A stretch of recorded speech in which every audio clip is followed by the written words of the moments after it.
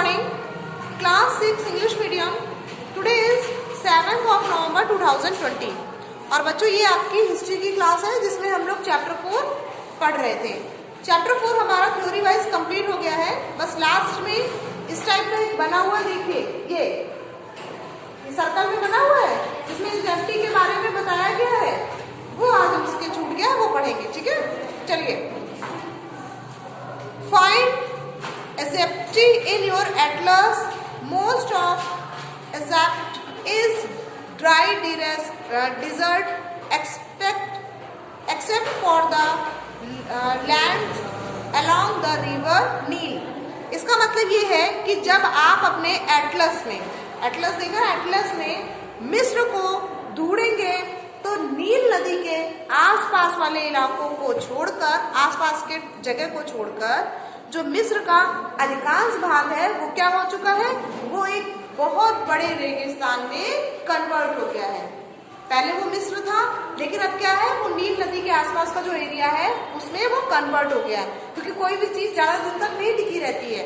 For example अगर आपकी अगर ये चेयर है या कोई सीट है, ठीक है, आप इसको अगर 4-5 साल के लिए यहाँ छोड़ के जाएंगे तो वो अपने आप टूट जाएगी, फिर वो काली पड़ जाएगी, फिर उसमें दीमक भी लग जाएगा और वो पूरी तरह से बेकार हो जाएगी। ठीक है, उसी तरह से अगर आप मिस्र को ढूंढेंगे तो मिस्र जो है, मिस्र जगह का नाम है, ठीक है, मिस्र जो है वो पूरी तरह से रेगिस्तान में बदल गया है। ठीक है, चलिए।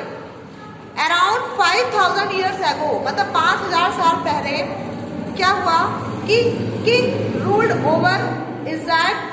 These kings sent armies to distant land to get gold, silver, ivory, timber and precious stone. क्या हुआ, लगभग 5000 साल पहले मिस्र में जो शासन करने वाले राजा थे उन्होंने सोना, गोल्ड, पता है गोल्ड सोने को बोलते हैं, सिल्वर चांदी होता है, सोना चांदी और आर्मीज, सोना चांदी और आइवरी, IVORY, इसका मतलब क्या होता है, टिम्बर। इसका मतलब लिखते चलिए, नहीं तो फिर आपको समझ में नहीं आएगा। ये चैप्टर में आता है। इसका मतलब होता है हाथी दांत और लकड़ी। ठीक है, टिम्बर का मतलब क्या होता है, लकड़ी, लकड़ी। और ये हाथी दांत, हाथी के दांत बहुत महंगे होते हैं बच्चों, उससे बहुत सारा सामान भी बनाते हैं ना, पता है, हाथी दांत से बहुत सारा सामान बनता है, पता है कि नहीं पता है, पता है, कंघा बनता है, सजावट की चीजें बनती हैं, तो ये बहुत ही रेयर होता है। हाथी दांत सबको नहीं मिलता है, जो बहुत बूढ़े हाथी हो जाते हैं उनके एक्स्ट्रा दांत निकले होते हैं ना, 2 दांत हाथियों के निकले होते हैं, वो दांतों की वजह से हाथियों को भी मार डालते थे। फिर उनसे सजावट की वस्तुएं हैं, कंघे हैं, बहुत महंगे बिकते थे। तो ये क्या है, प्रीसियस चीजें थी। कैसी चीज थी, कीमती बहुमूल्य चीजें थी। तो और हीरे जवाहरात, ठीक है, प्रीसियस स्टोन का मतलब होता है हीरे जवाहरात, यानी कीमती वस्तुएं लाने के लिए अपनी सेनाओं को दूर दूर तक भेजते थे, अपनी सेना को भेज देते थे, कहते जाओ ये सब चीजें वहां से ले आओ, सोना चांदी, जेवरात, हाथी दांत, लकड़ी। ठीक, they also built tombs known age pyramid. और वो क्या करते थे, इन्होंने बड़े बड़े मकबरे बनवाए थे। क्या बनवाए थे, मकबरे, जिन्हें क्या कहते थे, पिरामिड। हाँ, जिन्हें क्या कहते थे बच्चों, पिरामिड के नाम से जानते हैं। When they died, the bodies of king were preserved and buried in these pyramids. जब वो राजा जो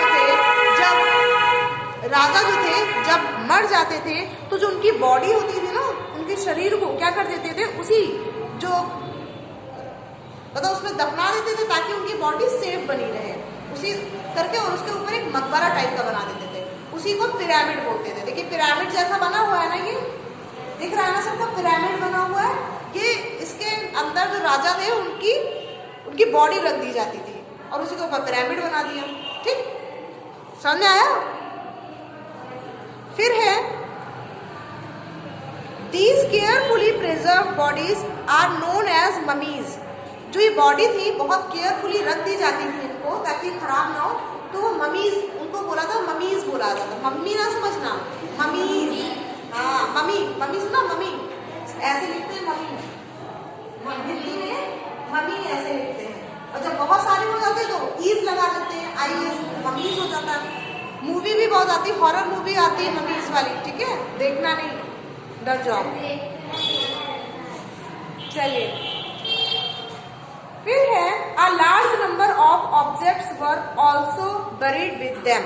मतलब है कि जो बहुत, इन सबों को जो मम्मी कहा था, इन सबों के साथ साथ उनकी चीजें जो होती थी ना, राजाओं की जो चीजें होती थी, उनको भी साथ में दफना देते थे उसी जगह पर। तो बच्चों हम लोग नया चैप्टर स्टार्ट करने जा रहे हैं, चैप्टर 5,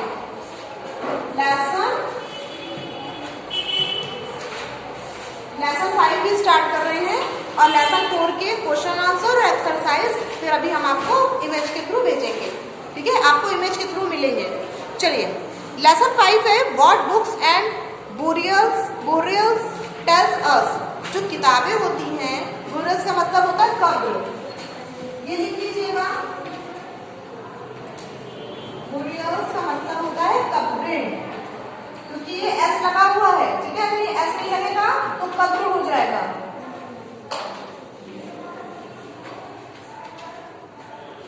कब्रें क्या बताती हैं हमें, ठीक है, ये हमको क्या बताती हैं, ये विषय में हम लोग पढ़ेंगे।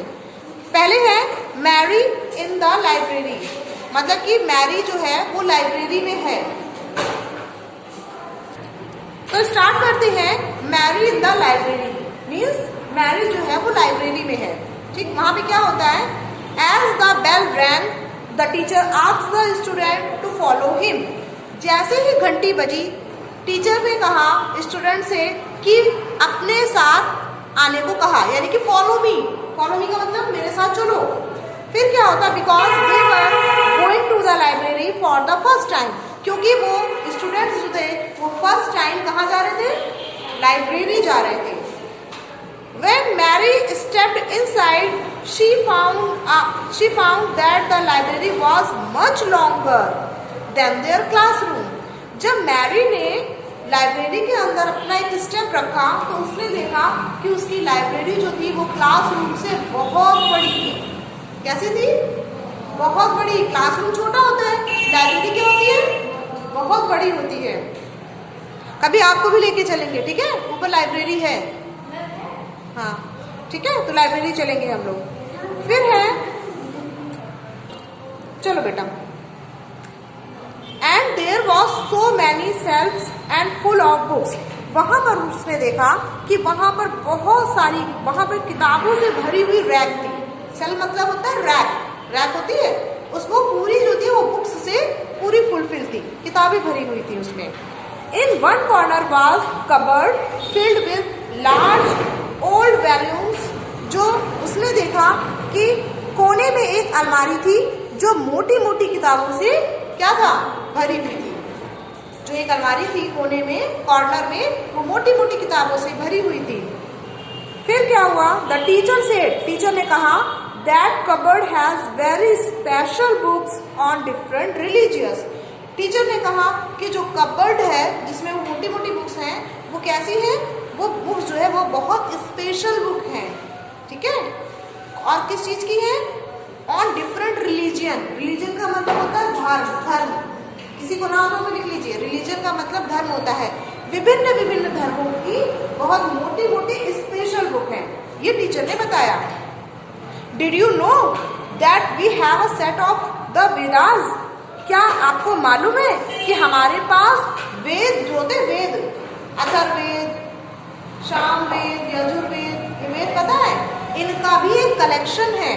ये मैम बता रही है उस बच्ची को, मैरी को, क्या नाम था बच्ची का, मैरी। मैरी जो है वो टीचर से अपनी बात कर रही है, तो टीचर बोल रही है कि हमारे पास जो है वेद जो है उनका भी बहुत बड़ा कलेक्शन है। कहाँ पर, लाइब्रेरी में, ठीक। फिर है, what are the Vedas, Mary wondered, let's us find out. Mary जो थी वो सोचने लगी कि ये वेद क्या होते हैं, ठीक है, ये वेद क्या होते हैं, चलो पता लगाते हैं।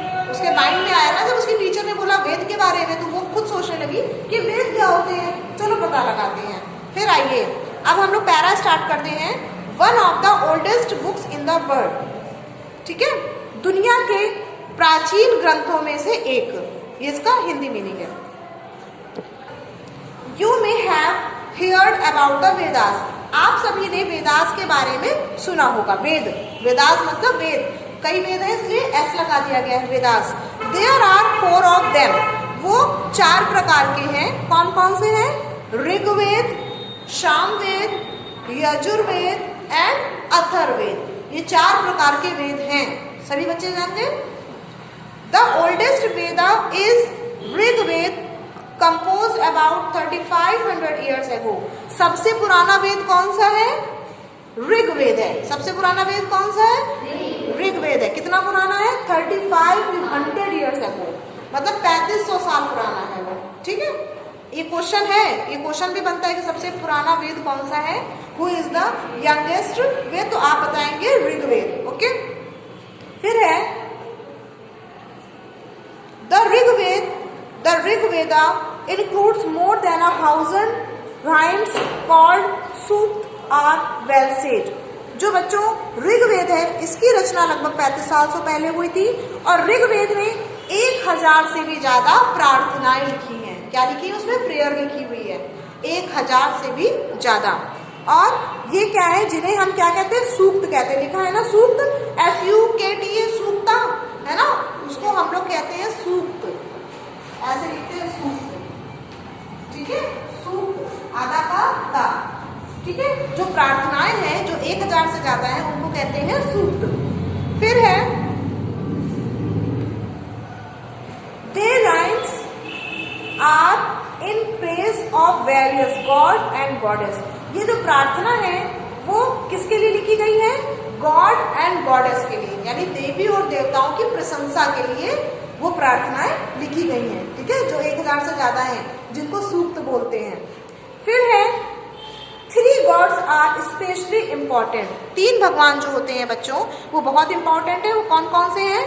अग्नि, द गॉड ऑफ फायर। अग्नि किसके गॉड है? फायर के। फायर के गॉड कौन है? अग्नि, ठीक है। फायर के गॉड कौन है? अग्नि। इंद्र, अ वॉरियर गॉड, जो इंद्र है वो युद्ध के देवता है। इंद्र जो है किसके देवता है? इसमें देख लीजिए वॉरियर लिखा होगा, वॉरियर देखिए अपनी बुक में, उसमें युद्ध लिख लीजिए, युद्ध लिख लीजिए उसमें बेटा। एंड सोमा, और जो सोम है वो एक a plant from which a special drink was prepared, जो एक पौधे हैं उसके देवता हैं जिसे एक खास पेय पदार्थ बनाया जाता है। जो सोम भगवान है, सोम, वो एक पौधे के देवता है और वो उस पौधे से एक खास पेय पदार्थ बनाया जाता है। पेय यानी कि पीने वाला बनाया जाता है, ठीक है। आ गया समझ में? ठीक है। अब आज के लिए हम लोग इतना ही रखते हैं। हम इसी के साथ आपको होमवर्क भी देंगे जो कि इमेज के थ्रू मिलेगा। So thank you class.